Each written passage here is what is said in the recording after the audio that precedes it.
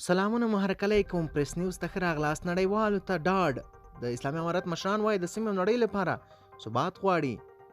له دغه راز نړیوالو غوښتي دي چې له افغانستان سره تعامل برخه کې تابیا وکړي. دوستانو که تر اوسه مو پریس نیوز نه وي سبسکرایب کړئ اوس سبسکرایب کړئ تر څو زموږ ویډیوګانې تاسو ته تر ټولو مخکې ورسیږي. نړیوالو ته د اسلامي امارت مشران وایي سیمې او نړۍ لپاره ثبات غواړي نو افغانستان په رسمیت وپېژنئ. د طالبانو د کورنیو چارو سرپرست وزیر سراج الدین حقاني نن د افغانستان لپاره د ملګرو ملتونو د استازولۍ له مشر دیبورا لاین سره کتلي. د طالبانو کورنیو چارو وزارت لیکي په دې غونډه کې خلیفه سراج الدین حقاني د افغانستان او سیمې پر ثبات ټینګار وکړ او ویل چې افغانستان د هیڅ هېواد لپاره ګواښ نه دی.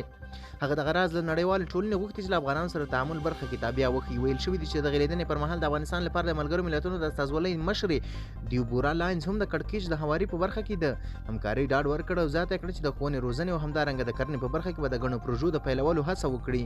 میرمن لاینز له افغانستان د نړیوال بانک 280 میلیون ډالرو نقدي مرسته وستایله او د مرستو لا دوام یې ډاډ ورکړ.